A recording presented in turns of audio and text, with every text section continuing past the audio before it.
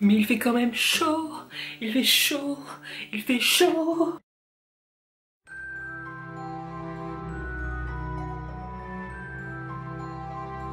Bonjour, bonjour, j'espère que vous allez bien. Aujourd'hui on se retrouve pour une nouvelle vidéo. Et aujourd'hui j'ai envie de vous parler d'un de mes derniers coups de cœur. Une de mes dernières lectures, mais que j'ai surkiffé, mais tellement surkiffé. Vous imaginez même pas à quel point j'ai surkiffé cette lecture. Je l'attendais depuis des semaines et des semaines. Sur Twitter j'ai incendié tout le monde, je pense que l'auteur en avait tellement marre de moi. Il est sorti en avant-première à Livre Paris et je me suis jetée dessus. Le commercial des éditions Gulfstream m'a dit que j'étais la première à l'acheter. Et le samedi j'ai couru jusqu'à la dédicace et je vous présente Erreur 404 d'Agnès Marot, publié aux éditions Gulfstream dans la collection Électrogène.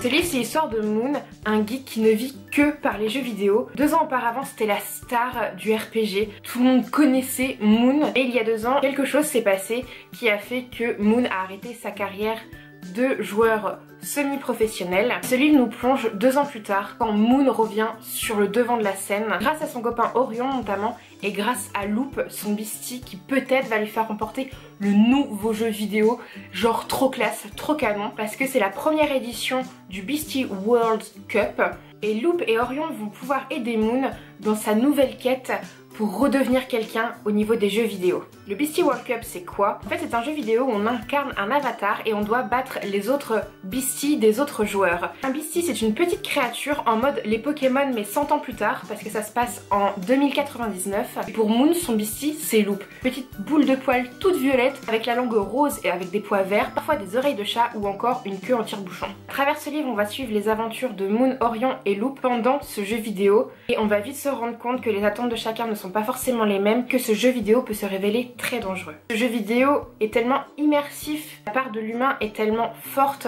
c'est vraiment nous qui incarnons le personnage, ce n'est pas seulement un avatar, c'est vraiment notre propre corps, notre propre personnalité, bien que la barrière entre réalité et virtuel devient de plus en plus mince.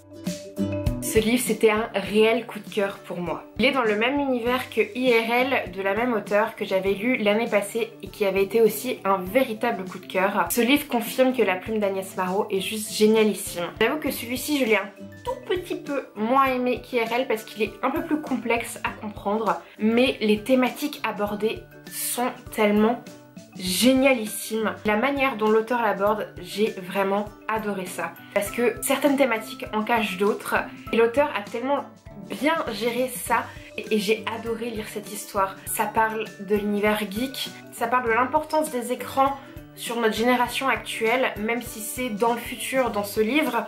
On comprend bien que, pas une dénonciation, mais plus un rapport de ce qu'est pour nous aujourd'hui les jeux vidéo et ce que sont les écrans pour nous. C'est aussi une histoire d'amour avec un grand A, une histoire d'amitié, une histoire d'acceptation de soi et c'est aussi une histoire où on se pose la question mais qui on veut devenir vraiment. Ce livre regroupe toutes ces thématiques, c'est un bonheur. J'aime tout particulièrement avec Agnès Marot, elle l'avait déjà fait avec IRL, elle met des références dans ses livres. Ici, dans ce livre, c'est plutôt des références à des jeux vidéo de nos années.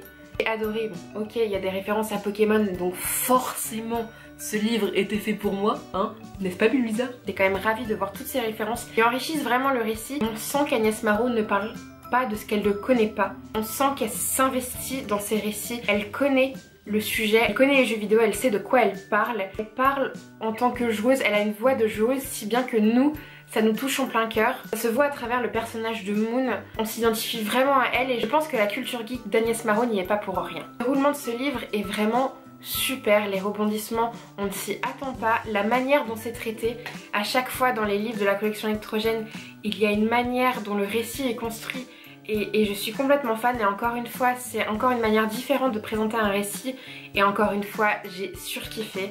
C'était vraiment excellent, ça convient totalement à l'histoire. Je suis immergée dans les décors et pourtant c'était pas facile parce que c'est un univers hyper riche. J'étais plongée dans la réalité et en même temps dans le virtuel. Fermer ma lecture, je me demandais mes mains où je suis réellement. Je pense que c'est la question que les lecteurs d'Erreur 404 doivent se poser. Je trouve ça génial que l'auteur rende le récit aussi immersif pour les lecteurs. Il nous énerve mais en même temps on l'aime.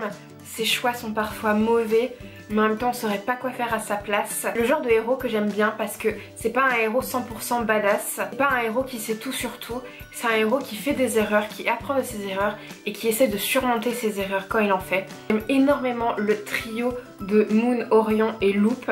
J'avoue avoir un énorme coup de cœur pour Loop parce que j'avais l'impression que c'était mon petit Pokémon à moi pendant la lecture et c'était juste hyper agréable. Je recommande à 2000% ce livre, juste que votre cœur se tienne vraiment bien pour le final parce que Agnès Marroux nous a fait quelque chose mais oufissime. Je m'y attendais mais tellement pas. J'étais enragée mais en même temps j'ai trouvé ça tellement excellent. C'était vraiment une fin digne d'un livre d'Agnès Marroux et je suis hyper fan. Et en plus après cette fin on a un petit glossaire de toutes les références qui ont été mises dans le livre et ça j'aime trop cette petite touche parce que la petite touche historique qui nous donne vraiment envie de plonger encore et encore dans cette lecture malgré qu'elle soit finie. Petit coup de cœur en plus pour ce livre, pour les références à Cindy Van Wilder et notamment pour son livre La Lune est à nous. Alors là j'ai craqué, j'ai fondu, tout ce que vous voulez. Duo Agnès Marroux et Cindy Van Wilder, on n'y touche pas et là c'était juste mais tellement mignon. J'ai fangirlé à fond quand j'ai lu cette référence, c'était juste magique. Le truc qui soulève tes lèvres, c'est ce qu'on appelle un sourire. C'est très dangereux si on ne sait pas s'en servir. Voilà, je pense que vous l'avez compris, ce livre, je vous le recommande à 2000%. Maintenant, foncez en librairie ou dans votre palle et lisez Erreur 404 d'Agnès Marroux, publié aux éditions Girl Swim dans leur collection Électrogène. J'espère que cette vidéo vous aura plu. N'hésitez pas à interagir avec moi en commentaire, me dire si vous avez lu ou non ce livre. N'hésitez pas non plus à me dire votre lecture en cours. Et sur ce, je vous dis à une prochaine pour une nouvelle vidéo. Je vous fais plein de bisous.